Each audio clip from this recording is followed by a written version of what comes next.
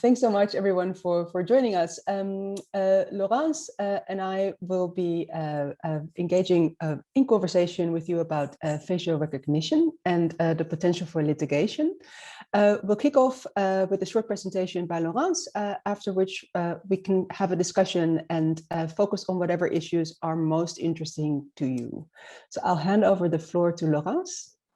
So thank you, first of all, to Equinet for the invitation and the possibility to talk during those training sessions about facial recognition in law enforcement. Do you all see my screen? Is it well shared? Perfect, then I can begin with the slide. Okay, so when talking about facial recognition, one of the hurdles that we all might have met is the complexity it can seems to have. So I put up some definitions. The first definition that was included in a document drawn by the European Union Agency for Fundamental Rights, and another the definition that was included in an article written by the organization European Digital Rights EDRI. So when we talk about facial recognition, we have to understand that it is the automation of a specific type of decision making, and that facial recognition technology not only captures images, but gives meaning to them by either verifying a face. The machine will say it is the same person as the person on the passport, identifying a face, it is the same person as the person in the database, or categorizing a face, it is a woman with blonde hair. Facial recognition technology automates the verifying, identifying, and or classifying of faces by using biometric data, that is to say body characteristics such as our height or nose shape. The current legal framework, we're going to be a bit quick on that, but the current legal framework on the regional level, which is then the European level, Council of Europe, and the European Union level, frames the use for facial recognition technology. The Article 8 of the ECHR requires a sufficient legal basis to supervising the use of facial recognition.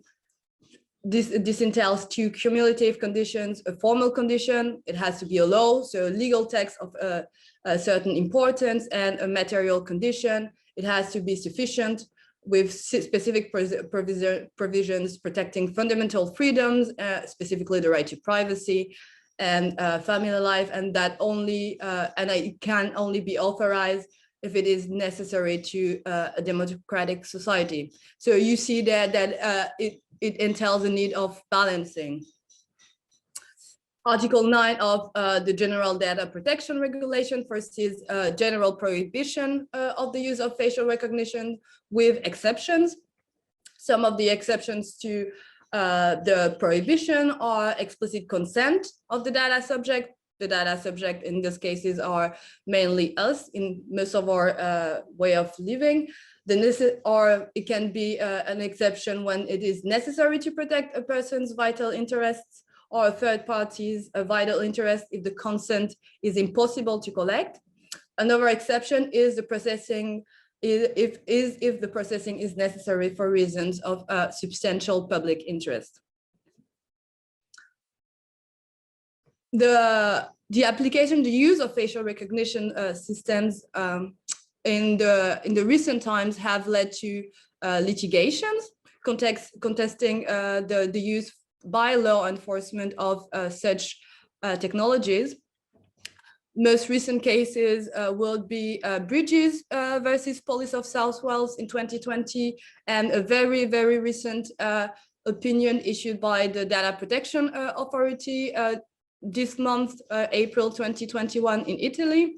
They deal with real-time indiscriminated remote biometric identification. When we talk about that, we mean cameras are put in public space and they film people that are passing by, and from the images they capture, they compare it to a database that has been set by the police forces or the law enforcement officers prior to the filming. In the British cases, it was post-deployment of such technology, and the court decided that the deployment was unlawful due to insufficient legal basis, so in violation, among other grounds, of Article 8 ECHR. In the Sari real-time case, the deployment hasn't yet been happening, but the authority issued an opinion stating that the plan made by the interim minister to allow law enforcement to use real-time facial recognition was contrary to the right to privacy due, again, to insufficient legal basis. Another cases where it can be, where there is facial recognition used by law enforcement is not with a remote system, which screens in indiscriminated terms the public space, but when for a specific reason the police officer enters in contact with an individual, takes the picture of this individual and compares to another set of databases. In the case of the application Clearview, it is commercial databases, so Facebook that are posted, pictures that are posted on Facebook or on Instagrams, for example. It had been used by law enforcement officers in Sweden and had led the data protection authority to fine the police, the Swedish police, because of insufficient legal basis again. And it is important to say that there had not been any specific authorization to use this application, and in some cases, no hierarchical authorization to the employees who used it.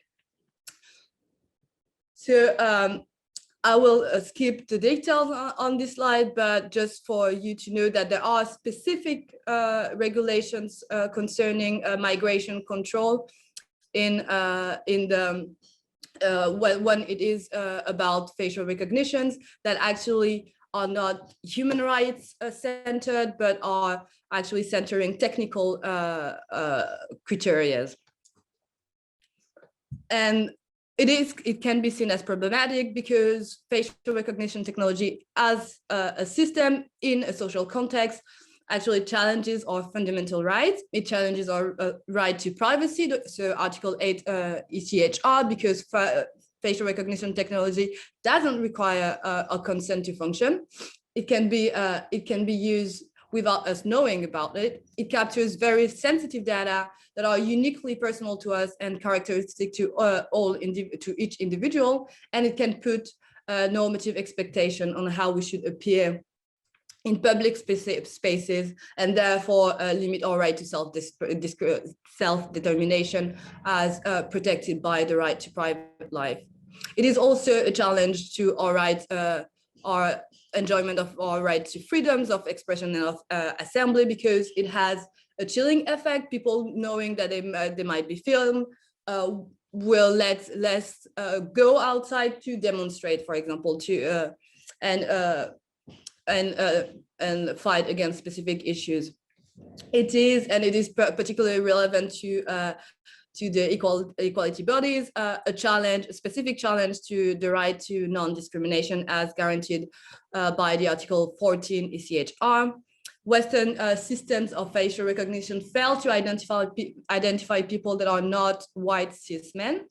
It particularly failed to identify dark-skinned women and dark-skinned non-binary people. Furthermore, when used to categorize, but more generally as a law enforcement tool, facial recognition technology reproduces and reinforces systemic process of discrimination, in which racialized communities and racialized individuals are over-policed and over-criminalized.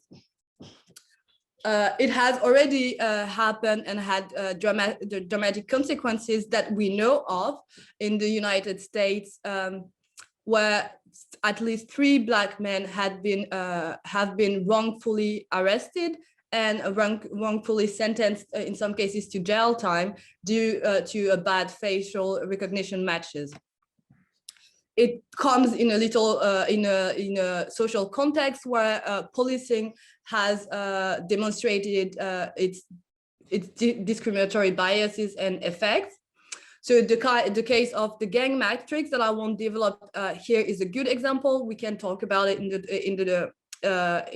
the talk afterward, but it is a good example of a database that actually led to an over policing and an over profiling of Black men and youth and Black youth.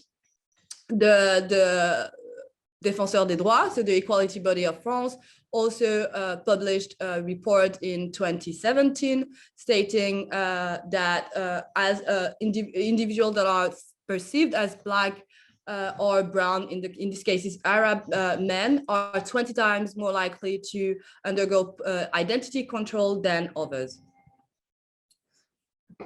So facial recognition is not only a fundamental rights challenge because of its of the technical issues. It is a fundamental rights problem because it is based on biased assumptions. Those facial recognition technologies are the products of their social context in which racism and gender discriminations are systemic. In this sense, system of facial recognition, specifically when used to categorize, are based on the idea that some features make us more identifiable than others. Facial recognition technology pretend, for example, to infer gender from physical features in opposition to the jurisprudence of the European Court of Human Rights, detaching the right to legal recognition of one's gender from physical modification through operations, notably in the case Garçon and Nico versus France in 2017. So facial recognition system as processes of identification, verification, and categorization reduce who we are to the way we appear. Furthermore, as data subjects, so us, the criteria used to identify, verify, and categorize us are beyond our control. This is particularly problematic. Giving a social meaning to phenotypical features to classify and create hierarchies as facial recognition technology do is at the roots of racism and gender discriminations and the intersection of the two, as has been also stated by the European Court of Human Rights in the case Timishev versus Russia in 2005. Facial recognition systems reinforce mechanisms of marking human beings that non-discrimination laws actually aim at erasing. So it is not only a technical issue in the sense that the more accurate systems of facial recognition will become, the greater the risk are of the discriminatory effects they would entail, contrary to some of the assumption. Just a quick look at what the AI regulation proposal foresees in terms of regulation of facial recognition technology used by law enforcement. The Article 5 of the proposal explicitly prohibits a general use of real-time remote biometric identification by law enforcement in public spaces. That would have been the case that would have regulated, for example, the cases of Bridges versus Police of South Wales, or the cases, the Italian cases that is more recent, but that wouldn't have had an effect on the Clearview cases where it is based on the police, a police officer arresting, stopping someone for some reasons and taking the photo of an individual. What the Article 5 foresee is that the use of facial recognition technology would only be allowed when authorized by a competent judicial or administrative authority upon request, concerning a specific matter, so and those specific matters are listed in the proposal, and for a limited amount of time and concerning a specific geographical zone. So those are cumulative conditions. Finally, the use of facial recognition technologies, though there are challenges and important challenges to human rights and to our enjoyment of those human rights, there are also actually tools that make visible by reinforcing existing systemic discrimination issues, especially when it concerns policing practices led by law enforcement officers.